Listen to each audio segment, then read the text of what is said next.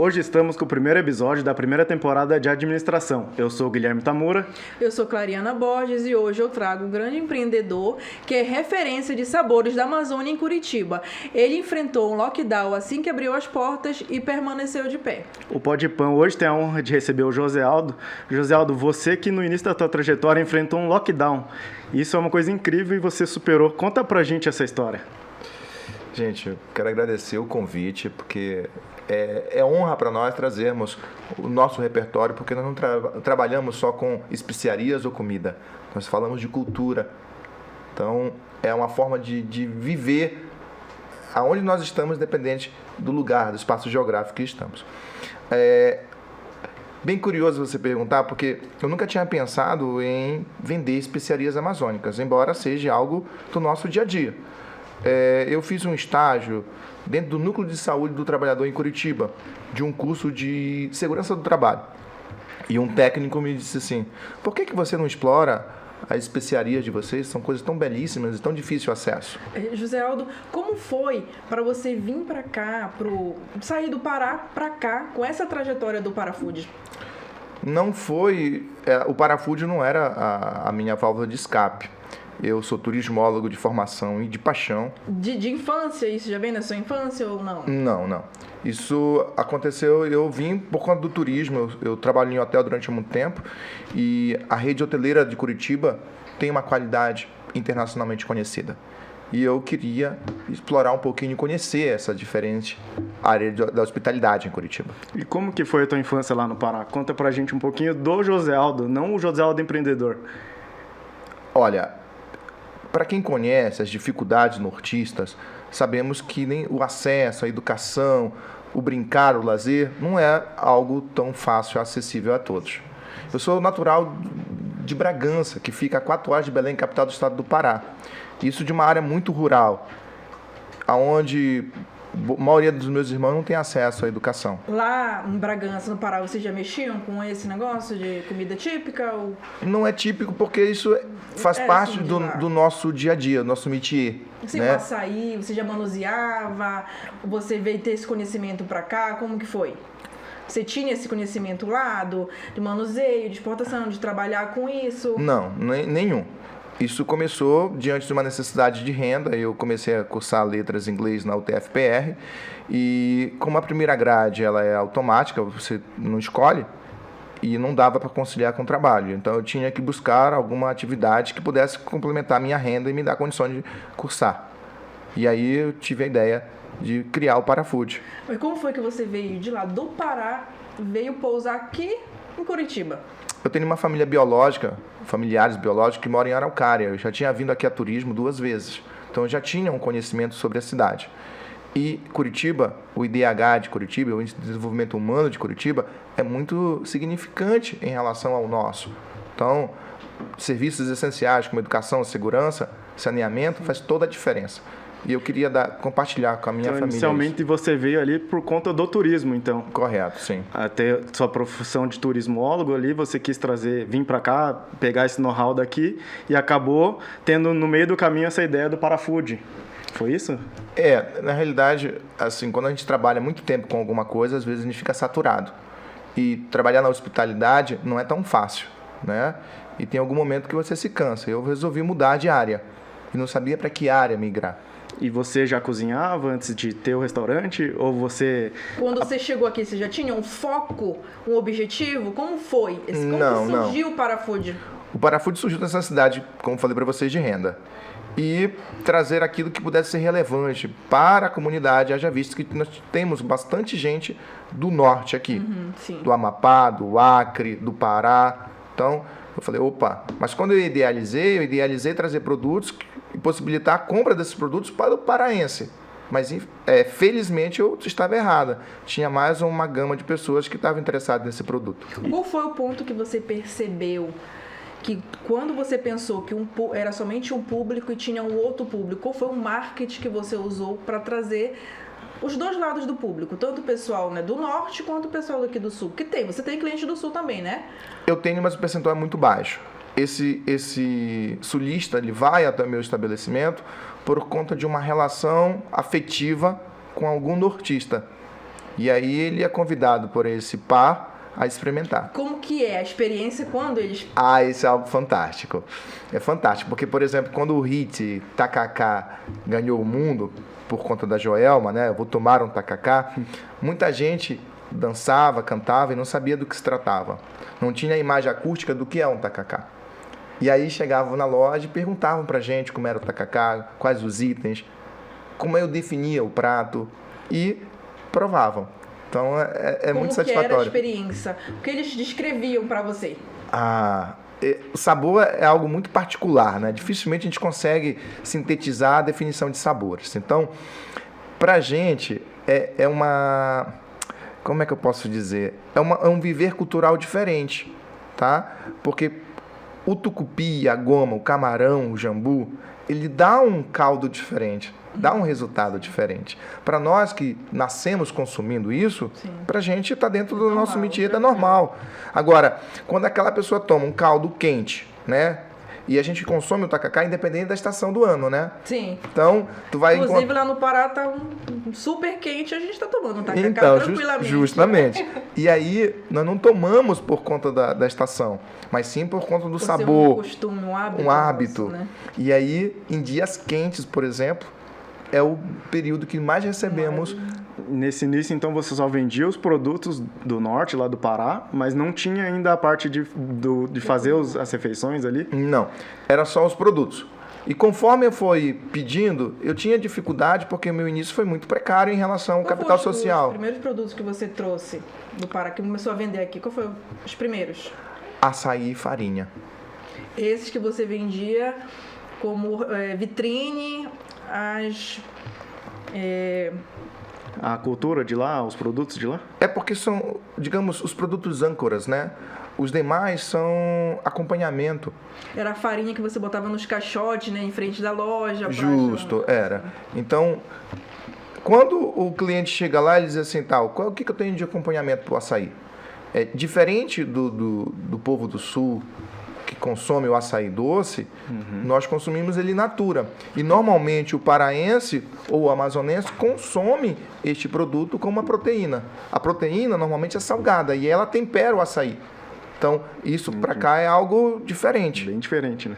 E aí, o nosso conterrâneo, ele quer acompanhamento de camarão, charque, peixe. Ele tem aquela memória afetiva de quando ele morava lá no Pará. Justo. Então, para você ter ideia, tem gente que chega a chorar ao consumo. Sim. Porque estar aqui há muito tempo e tem saudade.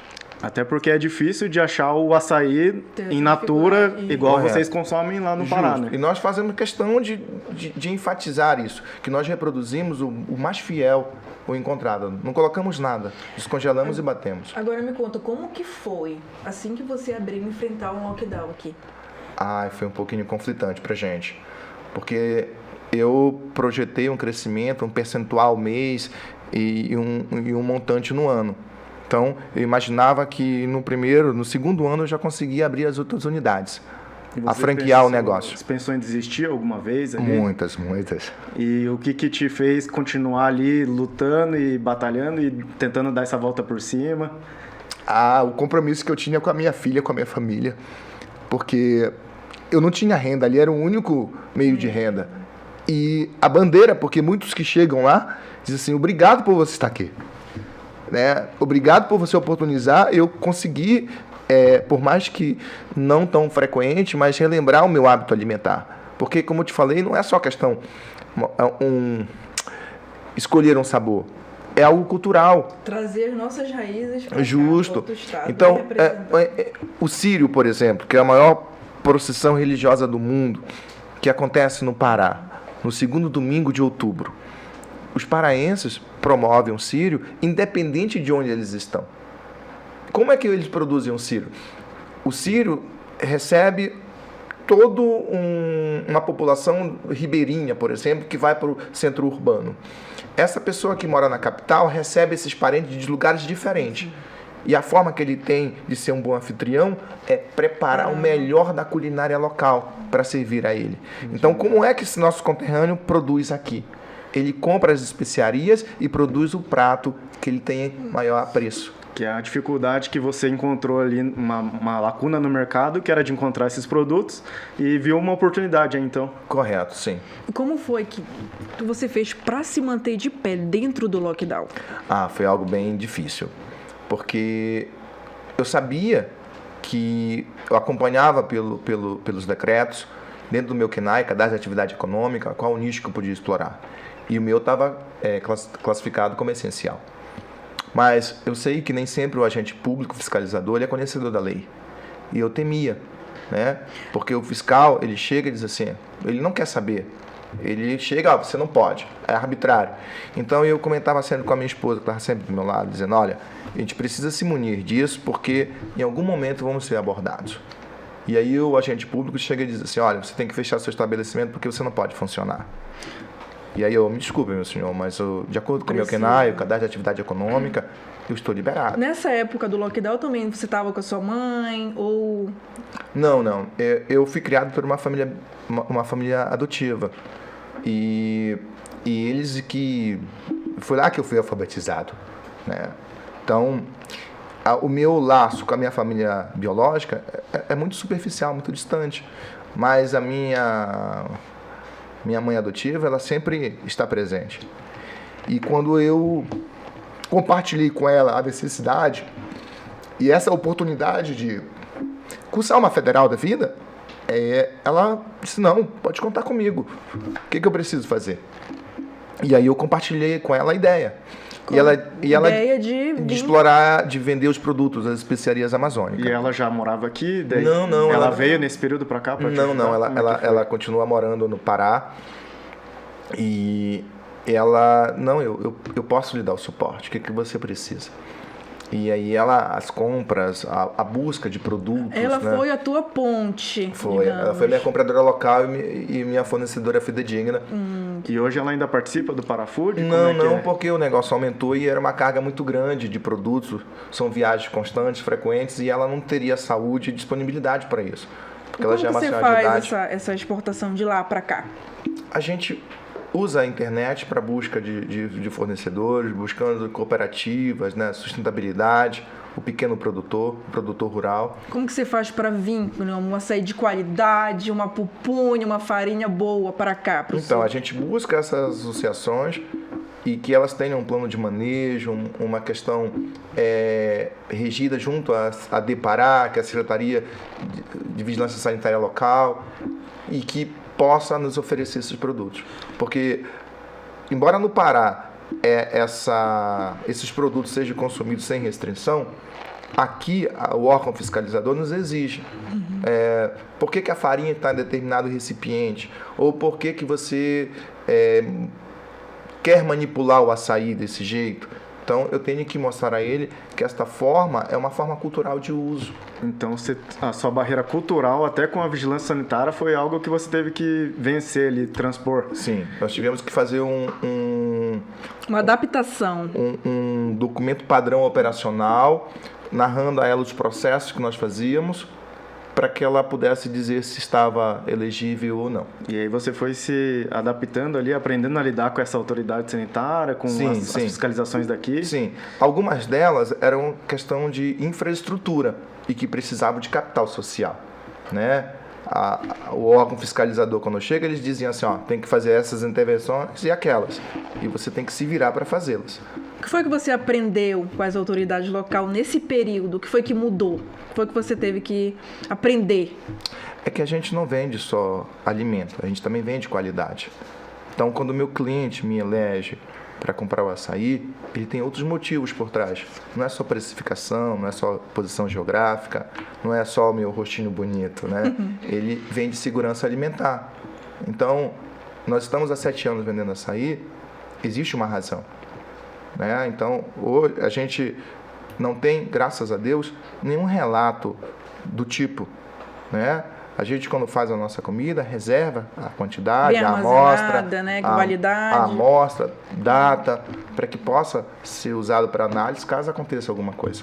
E qual que foi o ponto ali que você, depois da pandemia ou durante a pandemia, que você viu que teve uma virada de chave ali do teu negócio?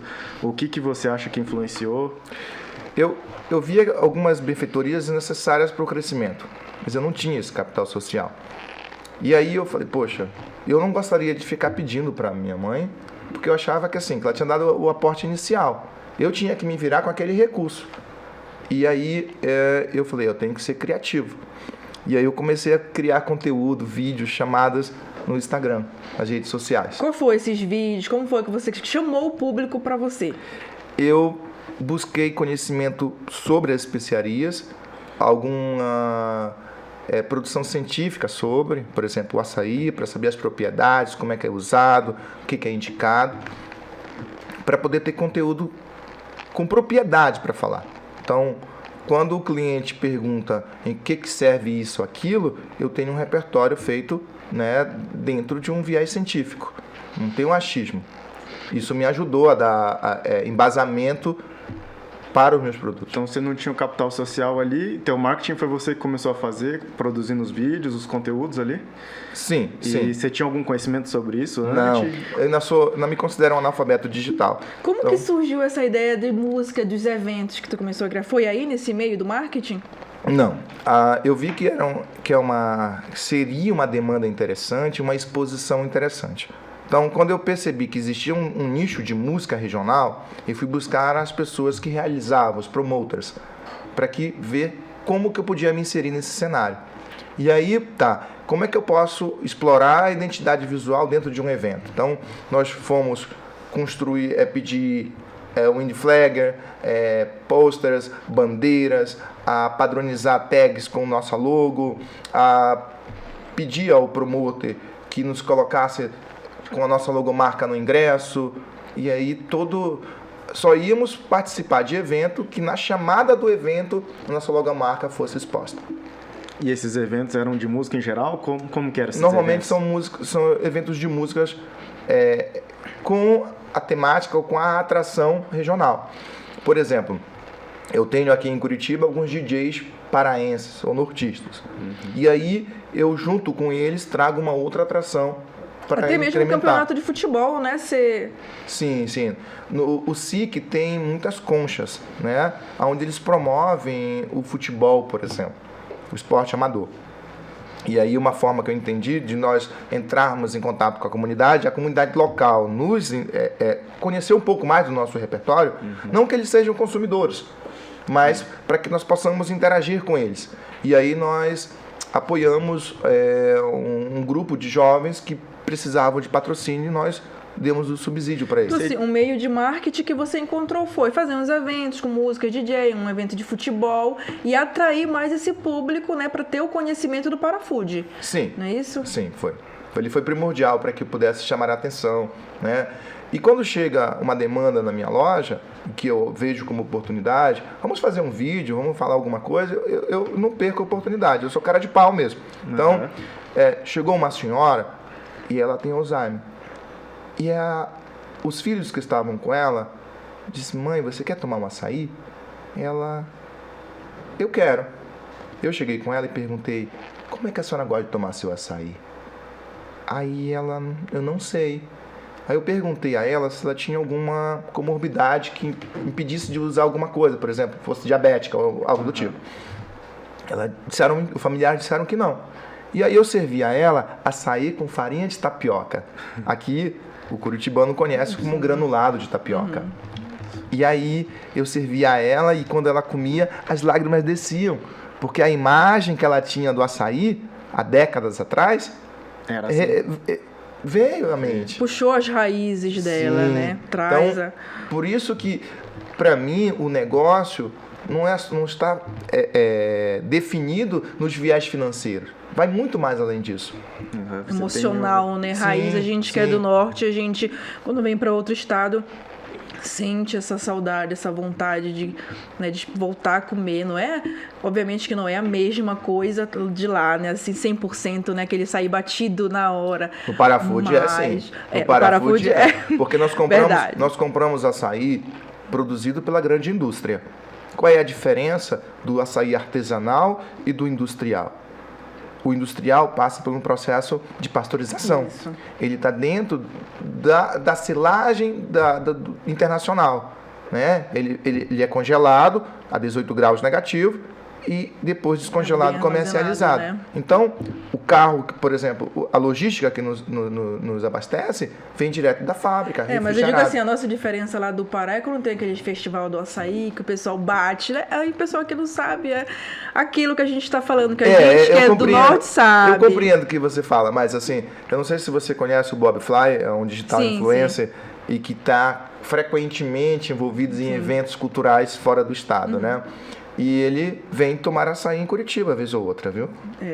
E essa resistência ou essa diferença cultural que você vê, assim, do pessoal de Curitiba e lá no teu empreendimento hoje, conhecer, você acha que tem muita gente que não conhece, que vai só pelos amigos, igual você disse ali? Tem, sim. Tem bastante. Para você ter ideia, essa diferença é tremenda. Nós temos na nossa loja um ouriço de castanha do Pará. Nós temos semente de andiroba, caroço de açaí. Porque as pessoas, elas não têm, e eu não culpo, não tem como. Por exemplo, aqui tem um pinhão, a cultura do pinhão. Muitos curitibanos não conhecem a lenda da gralha azul, né? Como é que o pinhão é plantado, como é que ele é cultivado. Então, imagina eles entenderem uma maniçoba. Justo, que é um prato tão eclético, né? Tem umas raízes bem definidas. Então, eu preciso dar esse subsídio para que eles conheçam com propriedade. Eu sou a ponte para trazer esse conhecimento. Você estando pioneiro aqui com essa nova gastronomia, nova não, né? Nova para a região aqui, eu digo.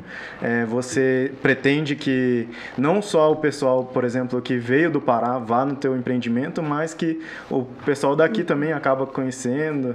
O meu desafio é trazer o curitibano, o local, para vivenciar isso. Porque a gente tem pratos exóticos diferentes, como a maniçoba? Sim, temos. Mas nós também temos o suco de cupuaçu, o suco de bacuri, uma coxinha de aipim com recheio de caranguejo. Então são coisas... Vatapá. Então existe uma gama muito ampla. Nós não temos assim, diz assim, isso é para você pode comer, né? e isso é para ele. Não, você se permite conhecer. Agora me conta, Joseldo, como foi participar daquele jornal local? Para mim foi algo muito edificante, olha.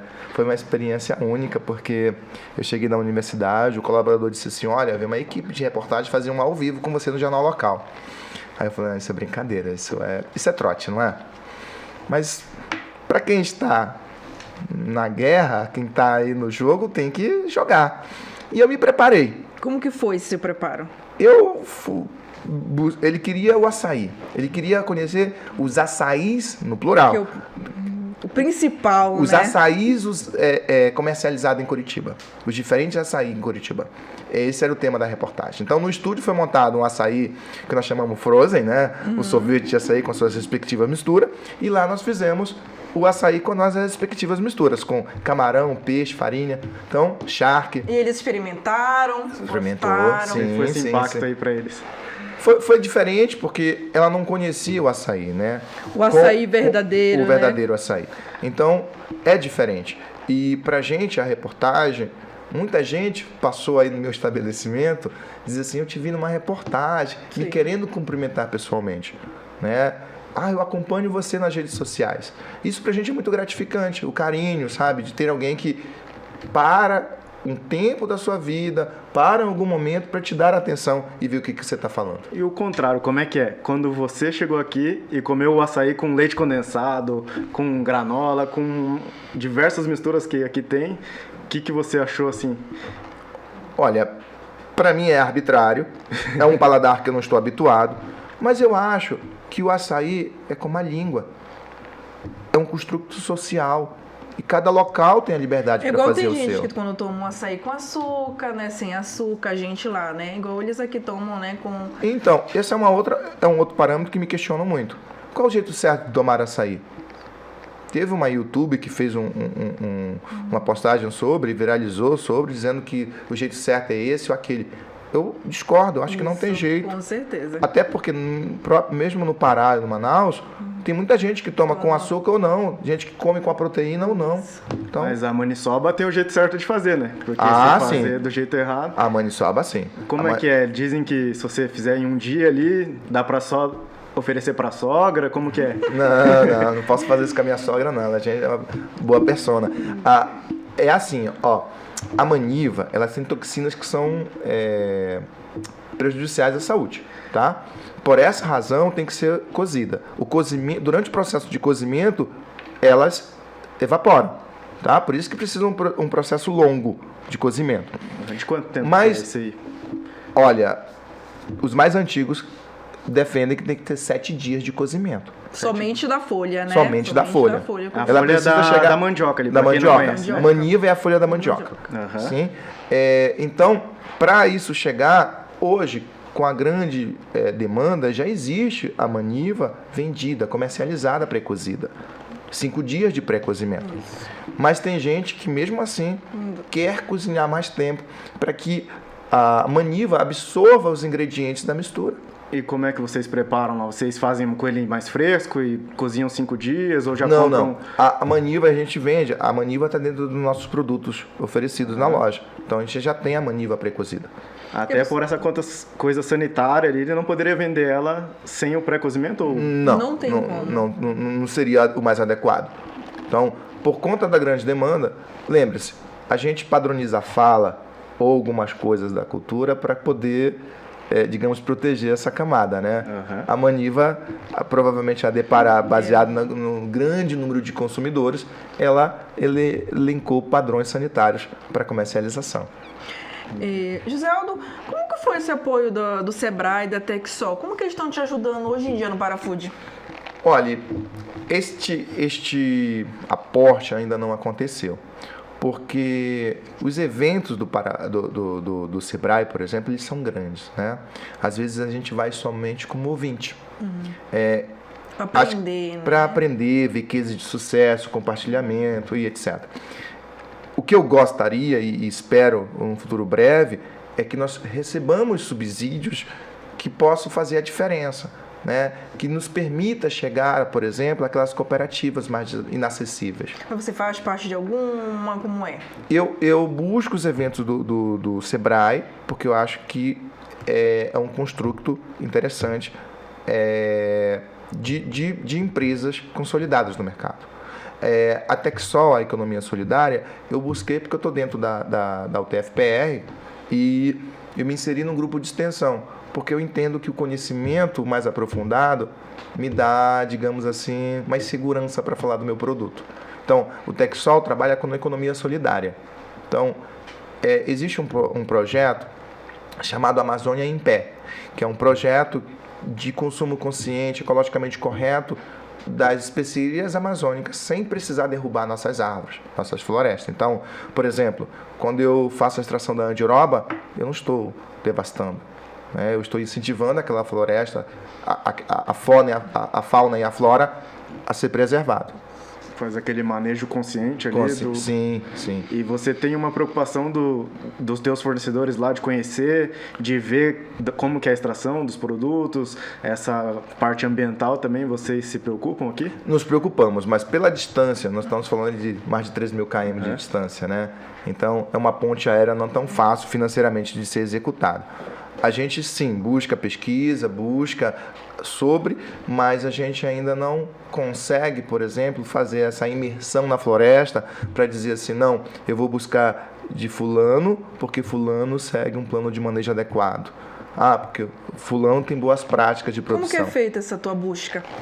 Eu me insiro nas redes sociais, busco quem produz isso, comercializa isso, aquilo, e busco ele pelo WhatsApp fazendo contato. Olha, nós somos uma loja de especiarias amazônicas, você tem determinado produto, você pode nos mandar valores, mais informações sobre você, porque a vigilância sanitária pede uma certificação para o meu fornecedor. Então, se esse fornecedor não tem um registro adequado dentro do Departamento de Vigilância Sanitária, ele é inelegível para ser o fornecedor fidedigno. Entendi. Se ele não está legalizado junto à Secretaria da Economia, ele não está uma cefa, por exemplo, para emitir uma nota, eu não posso tê-lo como fornecedor. E você ali, no início do teu empreendimento, para hoje, você teve diversos acertos e diversos erros ali. que consegue falar um pouco dos teus erros, teus acertos ali, o que você marcou mais assim nessa tua trajetória ali? Olha, eu ainda estou me descobrindo entre erros e acertos. Eu ainda sou um empreendedor em construção. Eu acho que empreender, eu tenho dificuldade para dizer o quanto percentualmente é fé, o quanto é expertise. Porque eu acho que os dois se unem. Em algum momento, quando a gente olha as contas, os boletos que não param de chegar, a gente diz assim, vale esse sacrifício? Compensa? Mas aí vem a fé, de acreditar que você está num negócio que tem resultado e que você pode dar conta das demandas. E ali para você disse que também vale muito quando você vê alguém do Pará que chega na tua loja e derrama uma lágrima ali, sentindo aquilo que ele buscava e não estava encontrando aqui. E isso aí também é gratificante, isso aí que te dá uma força também para continuar, né? Sim, sim. Porque assim, nós vendemos, temos loja física no SIC e temos esse entendimento que determinada camada social também precisa desse acesso. Então, nós não limitamos quantidade, nós não limitamos uma área geográfica para atendimento. Tem gente que chega e diz assim, ei, me vê aí R$10 de charque para temperar meu feijão. Bem típico do Pará, né, a gente fazer isso. E eu tenho a maior alegria em compartilhar, porque eu acho que meu papel aqui é permitir que este conterrâneo possa resgatar sentir esse traço, esse sabor, essa emoção. Então, até você toca num ponto ali que quando a gente está empreendendo ali, a gente não tem que vender um produto, né? Você vende uma experiência. E você tem isso bem, bem forte, né? Vender essa experiência de sentir o Pará dentro de Curitiba, ou no Paraná, ou aqui no Sul, né? Então, quando eu faço as minhas chamadas, eu chamo os nossos conterrâneos para vir contar uma pavulagem, né? Venha contar uma potoca, venha compartilhar, venha aquecer a alma, né? Porque quando você vê uma roda de tacacá, é como se, fazendo um paralelo, a cuia do chimarrão, trocada assim, é essa mesma vibe, sabe? Então, sempre tem histórias às ali vezes com tem, tacacá, né? Verdade. Às vezes tem alguém tomando tacacá e chega um outro cliente. E ele vai dizer, você é de onde? E aí começa a interação, tá? Você conhece isso? Você conhece fulano de tal? Onde você está? E aí há uma alegria em encontrar. Eu não sei se vocês tiveram assim, a experiência de estar fora do país e que você tem saudade até de ouvir o português. Então, quando você escuta alguém falando português, você já para e já... Justo. Você já foi para fora do país? Já. Eu fiz algumas loucuras para aprender inglês. E uma delas... Inclusive você estuda, né? E empreende ao mesmo tempo, né? Então, eu fiz umas loucuras para aprender inglês e continuo fazendo. Eu me permiti trabalhar em um cruzeiro, um transatlântico, que faz uma temporada brasileira e depois continua na Europa. E... O que você fazia nesse transatlântico? Eu era cleaner de área de passageiro. Eu trabalhava com a limpeza dentro da área de passageiro. É que assim, o nosso DUT são 12 horas de trabalho. E nessas 12 horas, parte é para limpeza e parte é para interação. Nós viramos o suporte de alguns departamentos internos dentro do navio. O entretenimento, a segurança, a hotelaria, as discussões. Então, a gente estava sempre na gangway, no portão de saída, de entrada, sendo, digamos assim, o auxílio na comunicação. Mas isso você já aqui com o Parafood, já aqui no Sul? Ou... Não. Foi logo depois de eu concluir o meu bacharelado em turismo. E aí você vê que é difícil empreender e estudar ao mesmo tempo? É difícil, sim. Porque o trabalho, para ter um bom resultado, precisa de imersão, precisa de dedicação. Não existe trabalho fácil. Existem trabalhos diferentes. Né? Então, a faculdade te impactou com as decisões como empresário? Sim, impactam todo dia. Porque o professor, ele internaliza que se você não estudou a disciplina dele, você é negligente. Ele não quer saber a carga que você tem fora. Ele não sabe qual é a tua distância, que horas tu acorda. Parece-me que o professor, ele está cristalizado o envolvimento extra fora de sala de aula. Qual foi a maior dificuldade que você enfrentou, assim, estudando e empreendendo, assim? o ambiente universitário ele é muito hostil, preconceituoso, discriminatório. E a gente, quando tem um recorte social, geográfico diferente, a diferença não é muito bem-vinda. Qual foi a diferença que você sentiu? Porque assim, como eu falei para você, eu venho de um lugar distante, onde a educação não é a área mais desenvolvida. É bem precária, bem né? precária. Eu terminei o meu ensino médio depois dos 20 anos. Quando eu cheguei nessa casa e que essa família me abraçou, eu tinha 13 anos e era analfabeto. Eu não sabia ler e escrever. Imagina esta criança nesse período de desenvolvimento da escrita, da fala, né, sem escola. É uma atrocidade que se faz. Mas existe uma prática no Pará muito comum. Quando aquelas famílias elitizadas pegam crianças do interior e dizem assim, vem brincar com meu filho em casa. E você acaba aqui fazendo atividade doméstica. Então... Lá no Pará você não teve estudo, não teve esse conhecimento, ou já foi um pouco tarde demais? O conhecimento foi tardio e deixou sequelas. E isso... Foi com quantos anos? Eu acredito que eu tenha ido à primeira escola regular com 13 anos.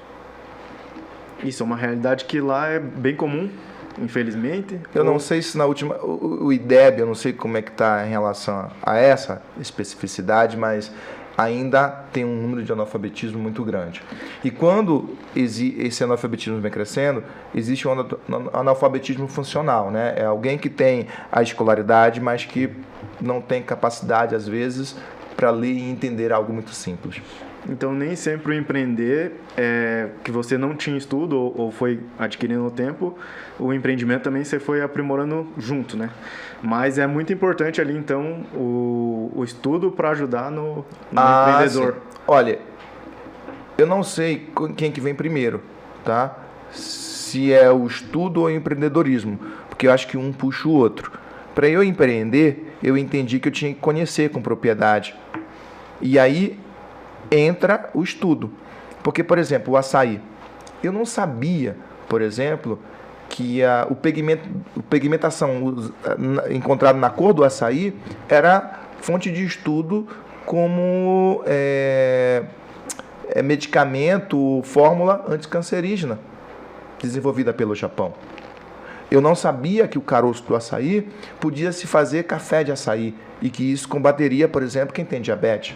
E isso você aprendeu na faculdade? Foi você pesquisando? Como pesquisando. Foi? Um trabalho de dissertação da UFRJ, então no Rio de Janeiro. Você fez um estudo realmente? Não, eu não fiz. Não fiz. Eu estou citando materiais produzidos por outras pessoas. Pesquisou, que né? eu pesquisei. E hoje na tua formação, você quando tem que fazer algum trabalho, você foca também já no teu negócio ali. Eu tento. Quando tem que fazer um REA, um material didático, né, por exemplo, eu tento aplicar. Então, eu, por exemplo, fiz uso dessa reportagem, né, como introdutório para uma aula de português para falantes de outras línguas, um plano de aula.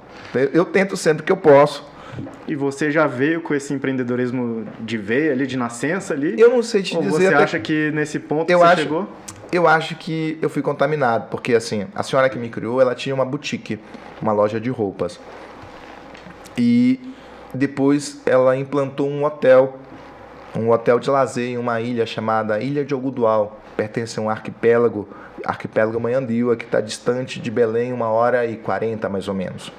E talvez lá eu tenha tido, digamos, a liberdade para criar, inventar. Foi daí que surgiu para fazer faculdade de hotelaria? Sim. Eu vi o turismo, foi meu primeiro contato. E eu lembro que lá eles não tinham, digamos assim, dentro dos padrões econômicos, legalização do estabelecimento. E eu aceitei ser contratado como doméstico. Eles assinaram a minha carteira, a primeira assinatura é como doméstico, para eu trabalhar neste hotel. E trabalhava como gerente residente.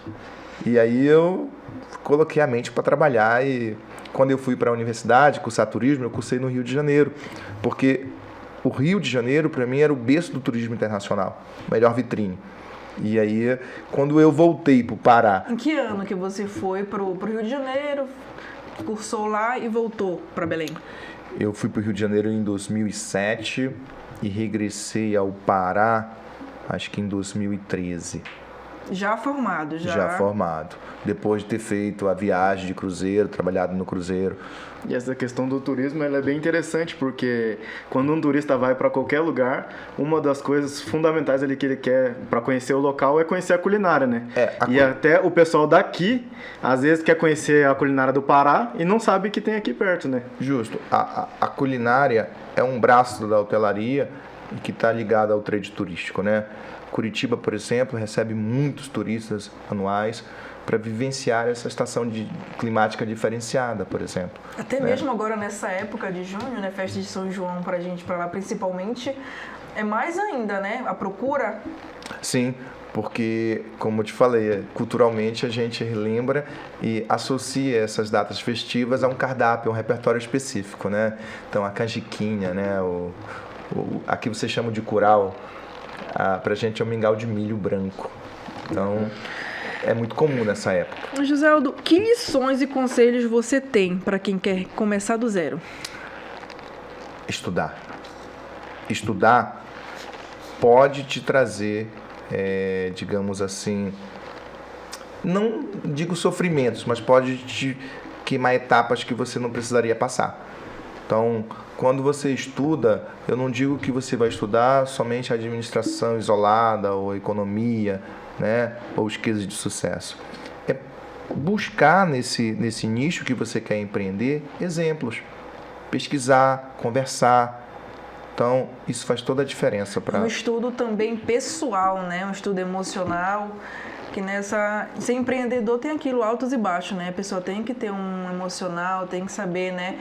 Estudar tanto o público quanto a gente, né? Para saber enfrentar uma dificuldade, não é verdade? É verdade, mas a inteligência emocional não é ensinada, né? Não lembro de nenhum curso que trabalhe a inteligência emocional. Então, para você empreender, você tem que ter um emocional bem forte, consolidado. Não é o meu caso, tá? Porque se tiver alguém lá e se emocionar porque está com muito tempo distante, eu também vou chorar igual. A gente vai contar potoca, se divertir e aquecer a alma. Empreender é muito difícil, né? No Brasil é o dobro ainda, né? Se a gente pensar. Qual foi o teu maior erro até aqui? Olha, eu não sei se erro, mas talvez falta de algum conhecimento específico. Porque quando eu imaginei o Parafood, eu imaginei que se eu tivesse valor, digamos 2 vezes o valor do aluguel, para mim estaria suficiente para eu manter de portas abertas. E aí quando eu percebi que o governo te permite, você é MEI, mas como é que é tarifado o MEI hoje? Então você não é pelo teu lucro, é pelo quanto você recebe, né? Então tem nichos do mercado que, por exemplo, quando é o percentual de margem de lucro que você tem, e ele não quer saber disso. O governo usa o MEI como pano de fundo para ter arrecadação em massa, certo? Porque tem gente que está no subemprego e diz assim, não, melhor empreender do que estar no subemprego. Só que ele chega lá e diz assim, quando ele se depara com as responsabilidades fiscais e as despesas que ele tem que pagar mensalmente, ele diz assim, não vale a pena. Então, dependendo do teu nicho, o imposto pode engolir o teu lucro e te levar ao fracasso. Você enfrentou isso? Eu enfrento isso. Porque para você ter uma margem significativa de lucro, você precisa refazer o ciclo muitas vezes. Então, se determinada mercadoria fica retida na tua prateleira por algum período, já não é lucro. Então, eu, por exemplo, compro açaí. E para eu comprar do meu fornecedor, eu tenho que comprar em toneladas. É uma quantidade mínima que ele usa para te fornecer. E se eu não tiver um local adequado para armazenar determinada quantidade, um capital social para comprar, eu fico sem esse produto. Então, eu digo que ela é muito perversa, tá?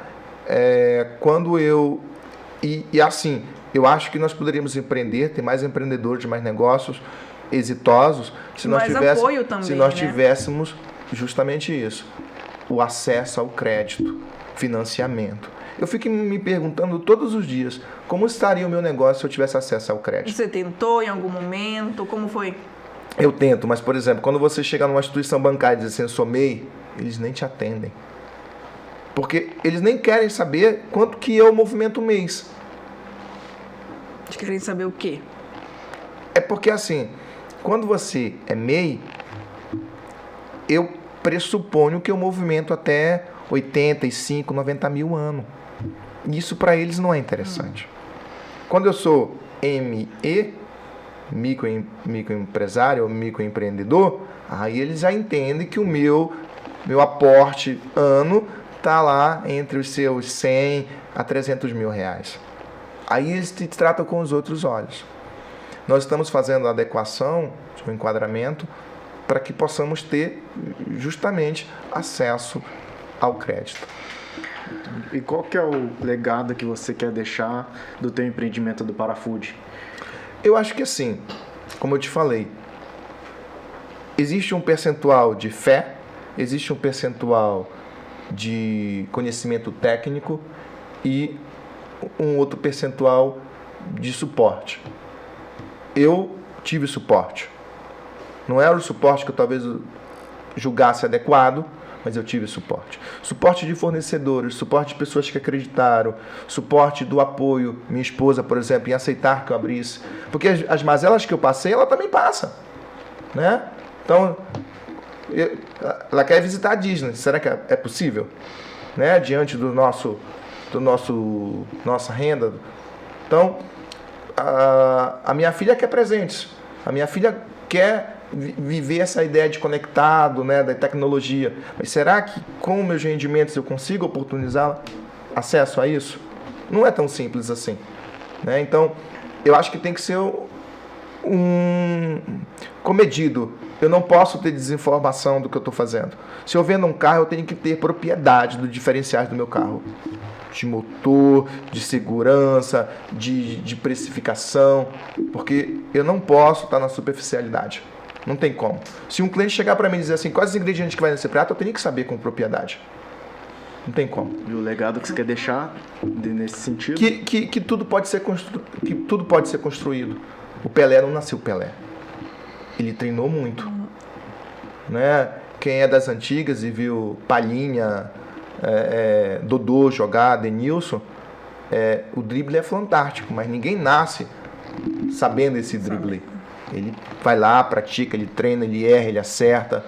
E é claro, né? Hoje em dia eu tenho que ter um digital influencer do meu lado para me filmar e registrar e propagar isso na internet, que senão é um tesouro escondido que ninguém sabe que existe. É mais barato ir pro Pará do que pra Disney, né? Mais ou menos, mais ou menos. É melhor levar a família lá pro Pará, tomar um banho de Não sei não, com a COP30 na porta, tá se falando aí de uma monocultura do açaí que é super danoso à nossa economia. José Aldo, onde a gente pode encontrar o Parafood? Fala pra gente, tuas redes sociais. @parafood1, você encontra a gente. E tem o endereço físico? Rua Leia Moreira de Souza Moura, 404. É engraçado você me perguntar isso, porque a gente repete essas perguntas com muita frequência, né? Que bom, né? Então, que bom. Não, porque parece hino. Então, eu já internalizei no meu discurso, na minha oratória, sobre o endereço e rede social. E, assim, a gente não vende, por exemplo, algo intangível. Então, como eu queria marcar isso para as pessoas? Então, chega alguns clientes e já dizem assim, essa marca tem sabor, fazendo brincadeira porque eu uso essa minha fala como marca do Parafood, né? E qual a mensagem que você deixa hoje aqui pra gente, né? Que eu acho que cada um pode construir o sonho, basta acreditar. Vai ter muita gente que vai atravessar e dizer assim, não, você não é capaz, ou tem melhores, mas o sonho é seu, ele é único. Eu acho que cada um pode escrever a sua própria história. A gente, quando foi escolher a pessoa para estar aqui na pauta hoje, né? A Clariana já veio você na mente ali. Ela já falou, não, eu tenho uma pessoa ideal para conversar com a gente aqui hoje, no nosso primeiro episódio aqui. E eu fiquei honrado de te conhecer e feliz de conhecer a tua história, a tua trajetória. E aprendi muito com você aqui. Obrigado. Quero agradecer a tua presença aqui no Podpan. E eu vou lá conhecer o teu espaço. Obrigado, eu agradeço. Inclusive, é uma honra, né, para mim estar entrevistando o José Aldo, né? Nossa, que trazem minhas origens, né? Lembranças do Pará. Inclusive, eu tenho que até ir lá, dar uma visitinha, tomar um açaí, né? Eu sou muito grato pelo convite à Faculdade Pan-Americana por disponibilizar esse espaço, que eu acho que é muito eclético, ele é muito enriquecedor. E para mim é uma honra mesmo partilhar a nossa cultura, a nossa gente, porque a gente veio para cá, mas tem roda de carimbó, tem roda de brega, tem escola de dança. Então, tem muita coisa que a gente acaba reproduzindo porque faz parte do nosso dia a dia. Então obrigado pelo espaço e parabéns pela... Numa próxima oportunidade ele vai estar voltando aqui com para certeza, contar você vai voltar ao vivo, né? Um prazer nosso da Podpan Podcast entrevistar você lá do Pará. Obrigado, viu? Obrigado. E para você que assistiu a gente até aqui, deixa nos comentários, maniçoba. E se você quiser provar esse valor em sabor, pode procurar a gente no Parafood, temos um prazer em recebê-lo. Nós estamos na rua Leia Moreira de Souza Moura, no SIC, mas também nós estamos nas redes sociais através do @parafood1. Chama a gente. Piscou, chegou.